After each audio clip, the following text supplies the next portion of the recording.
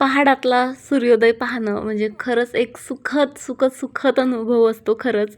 आज रात्रभराचा प्रवास करून आम्ही पोहोचलो पचमढीला. पचमढी तशी 30 किलोमीटर लांब आहे, पण पहाडांच्या पायथ्याशी असलेली ही छोटी-छोटी गावं, त्यातली ही टुमदार घरं म्हणजे पाहता अगदी लहानपणीच्या आपल्या पुस्तकांच्या धड्याच्या जगात हरवली मी. त्यात असं वर्णन केलेलं असायचं.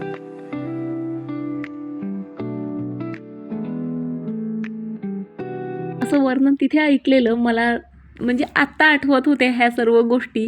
आणि खरंच हा माझ्या लाईफमधला म्हणजे बघितलेला सर्वात सुंदर सूर्योदय. आणि हो, रात्री 9 वाजता जे आहे आम्ही प्रवासाला सुरुवात केलेली. प्रवासात अशी गाढ झोप तर कधी लागलीच नाही. कधी मस्त गाणे ऐकायचे, कधी गप्पा गोष्टी, कधी हसणं खिदळणं, कधी एखादं डुलकी मारून घेत जे आहे आम्ही फायनली येऊन पोचलेलो आहोत पचमढीला. खरं तर पचमढी अजूनही काही अंतरावर आहे, पण रस्ताही बघा इतका सुंदर आहे की काय सांगू. आणि इथे ना रस्त्याच्या दोन्ही साईडला मस्त गरम पाण्याचे ना हंडे ठेवलेले, गरम पाणी तापत होतं आणि काहीतरी वेगळं दिसलं म्हणून इथे आम्ही गाडी थांबवली. हाय, नमस्कार. मी स्नेहा कोगदे फॅमिलीमध्ये पुन्हा एकदा तुम्हा सर्वांचं खूप सारं स्वागत करते. कसे आहात तुम्ही सर्वजण? आशा करते तुम्ही सर्वजण मस्त मजेत आणि भरपूर आनंदात असाल. आणि आत्ता मी आहे म्हणजे इथनं पचमढी फक्त 27 किलोमीटर आहे. आणि इथेच इतकं भयंकर आहे ना वातावरण की काय सांगू. म्हणजे गाडीतनं उतरल्या इतकं मस्त फ्रेश वाटतंय. आम्हाला 27 किलोमीटर जायचं आहे पंचमढीसाठी. आणि इथे ही नदी दिसते बघा. आता तितकंसं पाणी नाही, पण तिचं पात्र बघा किती मोठं आहे. आणि मी इथे इमॅजिन करत होती पावसाळ्यात जेव्हा ही दुबडी भरून वाहत असेल तेव्हा हिचं रूप काय मस्त असेल. आणि इतकी सुंदर सकाळ खरंच पुन्हा सांगते माझ्या आयुष्यात मी पहिल्यांदा अनुभवते आहे. खूप मस्त वाटत होतं. सो इथे जरा फेरफटका मारला. आणि हो, इथे हे पाण्याचे जी व्यवस्था आहे ना ते भाविकांना आंघोळ वगैरे करण्यासाठी आहेत. अशा तात्पुरत्या बाथरूम वगैरे इथे त्यांनी तयार केलेल्या. 30 रुपये बकेटप्रमाणे ते आपल्याला पाणी देतात आणि तिथे आपल्याला आंघोळ ब्रश वगैरेची व्यवस्था करून देतात. पण आम्ही इथे काही फ्रेश झालो नाही.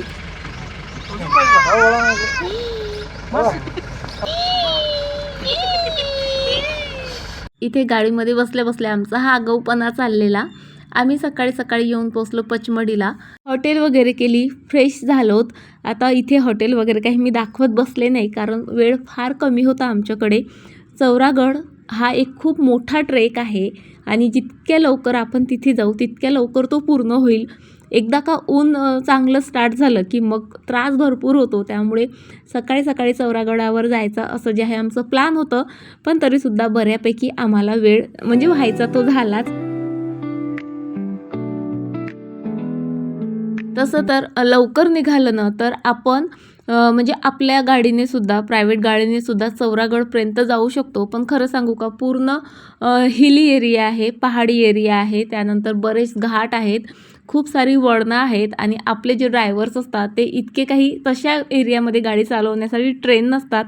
त्यामुळे आम्ही गाडी न घेता जिप्सीचा पर्यायच निवडला. आणि पर पर्सन 50 रुपीज असं जे आहे जिप्सीचं जे आहे भाडं होतं. आणि पचमढीपासनं चौरागडचं अंतर पूर्ण 15 किलोमीटर होतं. पण पूर्ण रस्ता इतका सुंदर म्हणजे निसर्ग सौंदर्याने असा ओतपोत भरलेला होता. जिकडे पाहिलं तिकडे तोंडातून फक्त आणि फक्त वाव असंच निघत होतं. इतका जास्त जो आहे हा परिसर सुंदर होता. आणि त्याचा पूर्ण आनंद जर घ्यायचा असेल ना तर आपल्या पॅक गाड्यामधनं घेताच येत नाही. अशा वेळेस मस्त ओपन जिप्सी ज्या असतात ना त्या योग्य ठरतात. जवळपास अर्ध्या तासातच जे आहे आम्ही चौरागडची जी पार्किंग आहे तिथे येऊन पोचलो. तिथे आल्या इथे आरोहीच्या पप्पांनी छान टिक्का वगैरे लावला. बाकी कोणीच टिक्का लावण्यात इंटरेस्टेड नव्हतं म्हणून लगेच आम्ही पुढे निघालोत. हा एरिया ट्रेकिंगसाठी बेस्ट आहे खरं सांगते. ही माझ्या लाईफमधली खरं तर पहिली ट्रेकिंग होती जी मी भयंकर एन्जॉय केलेली. चौरागडाच्या पायथ्याशीच तुम्हाला सर्वात आधी बडा महादेव हे मंदिर दिसतं. हे मंदिर पूर्णतः गुफेत आहे. म्हणजे मी पचमढीमधले जितकेही मंदिरं बघितली ना ते सर्व गुफेत आहेत. अगदी निसर्गरित्या तयार झालेल्या गुफेमध्ये इतके थंडेगार, इतके सुंदर की काय सांगू तुम्हाला. सो हा पूर्ण एक पहाड आहे आणि यामध्ये 2-3 गुफा आहेत. त्यात खूप 2-3 अशी छान छान मंदिरं आहेत. चला पुढे दाखवतेच मी तुम्हाला. सो हे जी गुफा दिसते याच्या आतमध्ये बडा महादेव यांचं मंदिर आहे आणि अशी मान्यता आहे की याच मंदिरात जे आहे भगवान विष्णूंनी जे आहे भस्मासुराचा वध केला होता. साईडला भस्मासुराचा कुंडही आहे, तोही नंतर दाखवतेच मी तुम्हाला. सो बघा, हे असं मेन दरवाजा आहे. इथे भरपूर छान छान असे मोठे मोठे त्रिशूल ठेवलेले आहेत. इथनं आपल्याला एंटर करायचं असतो. हा इथे एक मोठा कुंड आहे, नैसर्गिकरित्याच तयार झालेला. हे जे पहाड आहेत ना गुफेचे, हे पाझरतात आणि जे पाणी येतं ना ते त्या कुंडामध्ये साचतं.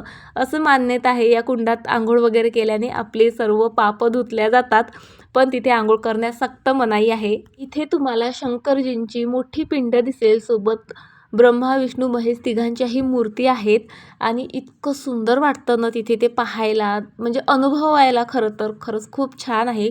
बडा महादेव मंदिराच्या गुफेच्या बाहेर आलं की लगेच इथे हा भस्मासूर कुंड आहे. इथे जे आहे विष्णूने मोहिनी अवतार घेऊन भस्मासुराला त्याच्याच डोक्यावर ठेवून जे आहे ना त्याचा वध केला होता. आणि इथे एक बाई होती काडी वगैरे घेऊन, 5 रुपये घ्या आणि ती काडी त्या पाण्यात मारून भस्मासुराला मारा, असं तिचं म्हणणं होतं. पण आता मेलेल्याला पुन्हा काय मारायचं, म्हणून ती ॲक्टिव्हिटी काही आम्ही केली नाही. तिथनं थोडंसं वर आलं की इथे पार्वती गुफा आहे. इथे पार्वती माता साक्षात विराजमान आहेत असं मानलं जातं. सो तिथे सुद्धा आम्ही दर्शन घेतलं. बघा किती आतमध्ये जावं लागतं या गुफेमध्ये आणि इतकं छान वाटतं की काय सांगू. म्हणजे एसीही तसा फील देणार नाही, इतका थंडावा, इतकं प्रसन्नता जी आहे या गुफेमध्ये, या मंदिरामध्ये होती. छोटूसंच मंदिर आहे, छोटीशीच मूर्ती आहे, पण खरंच खूप छान वाटतं. सो तुम्ही सुद्धा पचमढीला यायचा विचार करत असाल ना, तर प्लीज बडा महादेवला यायला अजिबात विसरू नका. कारण पचमढीमध्ये इतके सारे टुरिस्ट प्लेस आहेत की असे छोटे छोटे मंदिर मग इग्नोर केल्या जातात किंवा तितकासा वेळ नसतो आपल्याकडे. पण तुम्ही इथे नक्की भेट द्या. इथे दगडावर कोरलेलं बघा एक असा चेहरा आहे. कोणी म्हणत होतं भस्मासुराचं आहे, कोणी आणखी काही, पण तिथे त्रिशूलही होतं मागे, त्यामुळे सर्वजण त्याचं दर्शन घेत होते. चला आता बडा महादेवाचं दर्शन झालंय आमचं आणि तुम्हाला आत्ता मी जी टेकडी दाखवते बघा, दिसते तुम्हाला, झूम करून दाखवते तरी इतक्या लांब दिसते. तिथे आम्हाला आता ट्रेक करून जायचं आहे. पार्किंगपासनं जवळपास अर्धा किलोमीटर आम्ही ऑलरेडी समोर आलेलो. बडा महादेवाचं दर्शन घेतलं आणि तिथूनसुद्धा तुम्ही बघितलं की मंदिर जे आहे किती जास्त लांब आहे. फायनली आम्ही ट्रेकिंगला सुरुवात केलेली आहे. माझ्यासाठीचं नाही तर आरू पिहूसाठी सुद्धा हा पहिला अनुभव होता आणि आम्ही खरंच खूप जास्त एक्सायटेड होतो या गोष्टीसाठी. चौरागड हे पचमढी एरियामधलं तरी 2nd नंबरचं सर्वात हायेस्ट प्लेस आहे आणि ट्रेकिंगसाठी तर one of the most best असं प्लेस आहे असं म्हणता येईल. ट्रेकिंगला सुरुवात केल्या बघा असे सोंगाडेही तुम्हाला दिसतात. कोणी शंकरजीचं सोंग घेतलेलं, कोणी देवीचं, कोणी राधाराणीचं, आणि ते सोंग घेऊन काहीतरी आशीर्वाद देऊन ते पैसे वगैरे मागत असतात.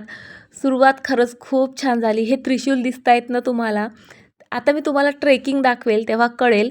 म्हणजे एक बॉटल घेऊन ट्रेक करणं आपल्यासारख्यांना जवळ जातं. तिथं हे लोक बघा, ते एवढं मोठाले त्रिशूळ खांद्यावर उचलून ट्रेक करण्यासाठी तयार होत आहेत. चला फायनली आम्ही चौरागडाच्या पहिल्या पायरीशी येऊन पोचलो आणि पहिल्या पायरीवर पाय ठेवण्याआधी इथे आपल्याला कापूर जाळायचं असतं.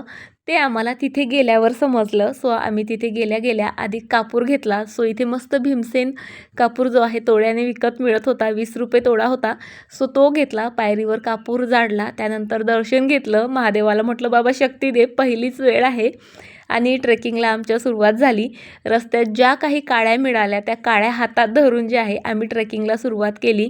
काहीच पायऱ्यावर चढल्यावरच देव आठवले खरं सांगते.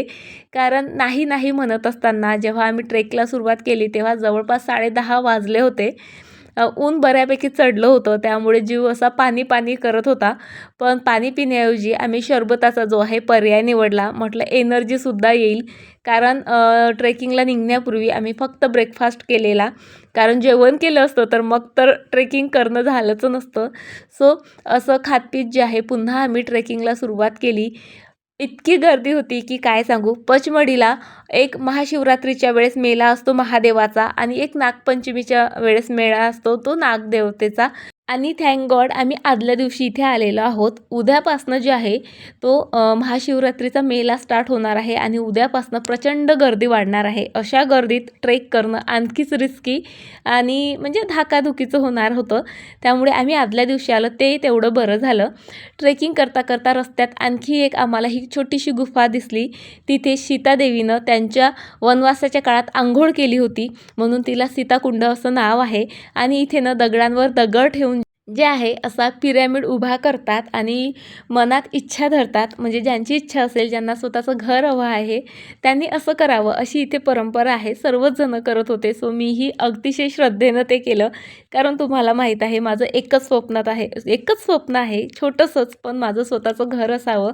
सो तिथे म्हणून मी खूप श्रद्धेनं ते पिरॅमिड तयार केलं. तिथे थोडा वेळ घालवला कारण त्या गुफेतनं खूप थंडावा होता आणि थोडी विश्रांतीही हवी असते. बघा पहिल्यांदा ट्रेक करत आहोत म्हटल्यावर आम्ही हसत खेळत उठत बसत जे आहे ट्रेक केलेला आहे पूर्ण तो. मध्ये मध्ये असे छोटे छोटे स्टॉल होते जिथे मस्त मक्याच्या भाकरी सोबत वांग्याचं भरीत, टोमॅटोचं भरीत आणि तेही फक्त 20 रुपयात एक भाकर असं काहीसं जेवणही होतं. पण जेवण वगैरे आम्ही काही केलं नाही. हा ट्रेक खरंच खूप मोठा होता. त्यात पहिल्यांदा आम्ही करतोय त्यामुळे आम्हाला भरपूर जड जात होतं. कारण चढ्या पायऱ्या होत्या, कुठे खूप निसरड्या होत्या, कुठे खूप अरुंद होत्या तर कुठे भरपूर रुंदही होत्या. आणि सोबतच ही आमची पहिलीच वेळ होती त्यामुळे भरपूर थकवा येत होता. पण खरं सांगू का, वातावरण इतकं सुंदर होतं, निसर्गाचं सौंदर्य इतकं होतं की तो थकवा कुठल्या कुठे पळून जायचा. म्हणजे पूर्ण ट्रेकभर तुम्हाला निसर्गाच्या सौंदर्याच्या इतक्या छटा दिसतात ना. कुठे मोठाले पहाड, कुठे छोटे छोटे पहाड, कुठे डोंगर, कुठनं झुळझुळ वाहणारे छोटे छोटे ओढे, घनदाट झाडं, इतकी सुंदर की काय सांगू. आणि आज हे पहिल्यांदा एक नवीन फळंही मला इथे खायला मिळालं. याचं नाव राम कंदमूळ असं आहे आणि रामाने वनवासात असताना हेच फळ खाऊन जे आहे वनवास पूर्ण केला होता. हे फळ पूर्ण म्हणजे चव मी तुम्हाला नाही सांगू शकत. अशी साधारण गुडचट चव होती, पण इतकं थंड होतं ते आणि पोटांच्या विकारासाठी तर खूप फायदेशीर आहे असं त्यांचं म्हणणं होतं. आणि खरंच मलाही ते खाऊन अगदी सात्विक आणि खूप छान आतून असा थंडावा मिळाल्यासारखं वाटलं. 10 रुपयाची एवढीशी स्लाईस देत होते ते, पण खरंच खूप छान वाटलं खायला. त्यानंतर फायनली जे आहे 4 किलोमीटरचा हा पूर्ण पायऱ्या असलेला ट्रेक आम्ही कंप्लीट केला आणि फायनली आम्ही येऊन पोचलो आहोत चौडागडाच्या आता म्हणजे शेवटच्या पायरीवर, म्हणजे मंदिराच्या पायथ्याशी. इथे सर्वात आधी पायरीचं दर्शन घेतलं, घंटा वगैरे वाजवली आणि खरंच इतक्या उंचावर मी आले या गोष्टीवर माझाच विश्वास बसत नव्हता. वर येऊन बघते तर काय भरपूर गर्दी होती, भरपूर स्टॉल होते, भरपूर काही होतं. म्हणजे मी इमॅजिन नव्हतं केलेलं. जेव्हा मी खालून बघितलं तेव्हा असं वाटत होतं बापरे इतक्या उंच जायचं आहे आणि एवढंसं मंदिर आहे. पण वर आल्यावर दिसलं ते काहीतरी वेगळाच नजारा होता. इतकं सुंदर मंदिर, छोटूसंच पण खूप टुमदार असं मंदिर होतं आणि त्याच्या बाजूला इथे त्रिशूल तुम्हाला पाहायला मिळतील. आणि या मंदिराचं हेच खरं अट्रॅक्शन आहे बरं का. भाविक लोक काय करतात, आपली एक इच्छा मनात धरतात आणि त्या इच्छा पूर्ण झाल्यानंतर इथे त्रिशूल अर्पण करतात. या मंदिराची पण एक आख्यायिका आहे बरं का. म्हणजे भस्मासुराच्या भीतीने भगवान शिव इथे येऊन राहिले होते असं म्हणतात. आणि एक आख्यायिका अशीही आहे, चौरा नावाचा एक ऋषीमुनी होता. त्याने तपश्चर्या करून शिवाला प्रसन्न केलं. तेव्हा शिवाने त्याला वरही दिलं आणि सोबत स्वतःचं त्रिशूलही ते इथेच विसरून गेलेत. म्हणून इथे त्रिशूल अर्पण करायची प्रथा आहे. मंदिर खूप सुंदर आहे आणि हे त्रिशूल पाहून तर एक वेगळंच म्हणजे माहीत नाही वेगळाच फील येतो. तुम्ही जेव्हा इथे स्वतः याल ना तुम्ही तेव्हा अनुभवू शकाल ही गोष्ट. म्हणजे आधी मलाही वाटत होतं बापरे इतका मोठा ट्रेक करून जायचा की नाही वगैरे भरपूर प्रश्न होती मनात. पण आल्यावर खरंच खूप वेगळ्या फिलिंग्स होत्या माझ्या. चला आता दर्शन झालं आहे. आतनं काही दाखवलंच नाही कारण तुम्हाला माहीत आहे कोणत्याच मंदिरात फोटोग्राफी अलो नसते आणि चोरून वगैरे करायचं माझं मनही होत नाही. कारण कॅमेऱ्यापासनं लपवू शकतो, लोकांपासनं आपण आपला कॅमेरा लपवू शकतो, पण देवापासनं नाही, नाही का. म्हणून मी आतनं काही शूट केलेलं नाही. भरपूर मस्त भक्तिभावाने दर्शन घेतलं आणि फायनली तिथे आम्ही नाश्ता वगैरे केला. आणि आता आम्ही पायऱ्या उतरायला सुरुवात केलेली आहे. तुम्हाला दिसत असेल व्हिडिओमध्ये अगदी लहान मुलांपासनं तर अगदी 80 वर्षाच्या म्हाताऱ्यांपर्यंत सर्वच जण हा गड चढून आलेले आहेत. आम्ही तर रिकाम्या हाताने होतो, पण भरपूर लोक अगदी मोठाच्या मोठाली त्रिशूल खांद्यावर उचलून घेऊन येत होते आणि ही गोष्ट खरंच कौतुकास्पद आणि आश्चर्यचकित करणारी होती. चला. दर्शन झालं आमचं आणि आता आम्ही गड उतरतोय. चढताना असं वाटत होतं की म्हणजे चढ खूप भारी असणार आहे आणि उतरताना काय खूप इझी जाईल, पण खरंच उतरताना सुद्धा तितकाच त्रास होतोय. कारण पायऱ्या ना कुठे खूप अरुंद आहेत, कुठे खूप अशा म्हणजे सटकते आहेत, त्यामुळे खूप भीती वाटते. आणि माझा तर दोनदा पाय लचकता वाचलेला. चला आता पट नाही, हळूहळू जे आहे पायऱ्या उतरते आणि नंतर तुम्हाला भेटते.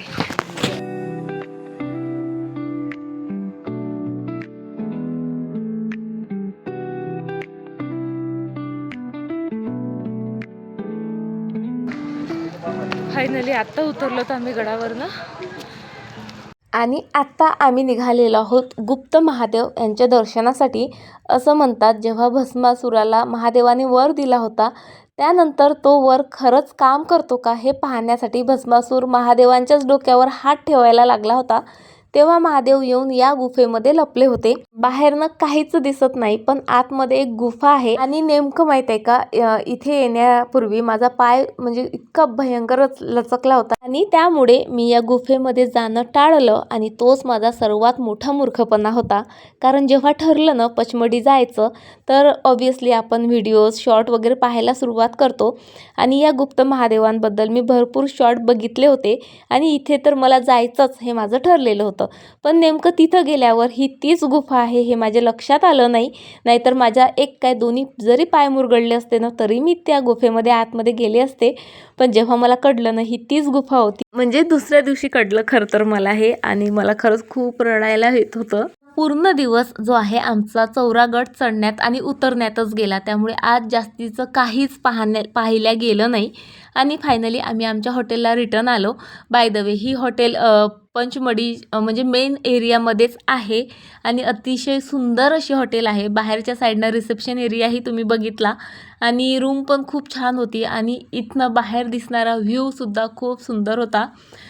काही नाही, एका रूमसाठी आम्हाला 2000 एका दिवसासाठी पे करावे लागले इथे, पण ते वर्थ इट होतं. अगदी सर्व सुविधा व्यवस्थित होत्या आणि मेन एरियामध्ये असल्यामुळे तिथनं मार्केट म्हणा किंवा मग जे जिप्सी वगैरे उभ्या असतात तो एरिया म्हणा किंवा जटाशंकर सोबत ब्रेकफास्ट जेवणाच्या व्यवस्था वगैरे सर्व जवळपासच होत्या.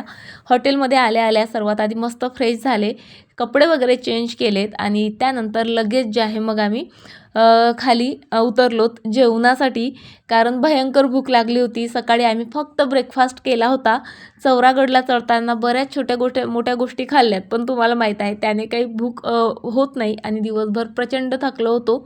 त्यामुळे जे आहे आम्ही खाली आलोत, मस्त जेवण वगैरे केलं आणि त्यानंतर तुम्हाला मागे दिसते छान मार्केट आहे. सो आम्ही शिल्पा आणि मी ठरवलं, बाय द वे सांगायचंच राहिलं, ही शिल्पा माझी ट्रिप पार्टनर असते नेहमी, हिला तुम्ही चांगल्या प्रकारे आता ओळखतच असाल. सो जेवण वगैरे झालं आणि पचमढीचं वातावरण इतकं सुंदर की कोणत्याच गोष्टीचा थकवाच येत नाही की काय, असं आम्हाला आता झालेलं. दिवसभर ट्रेक केल्यानंतरही आम्ही मस्त असं फील करत होतो आणि आता काय शॉपिंग करायची त्याचं प्लॅनिंग आमच्या डोक्यात इथे चाललेलं. चला आता आम्ही आमची शॉपिंग करतो आणि तुम्हाला उद्या भेटतो अशाच एका छान व्हिडिओसोबत. तोपर्यंत फ्रेंड्स, सर्वात आधी तर तुम्ही शेवटपर्यंत व्हिडिओ बघितला त्यासाठी खरंच खूप खूप थँक्यू. व्हिडिओ कसा वाटला ते नक्की कमेंट करून सांगा. व्हिडिओ आवडला असेल तर लाईक करा.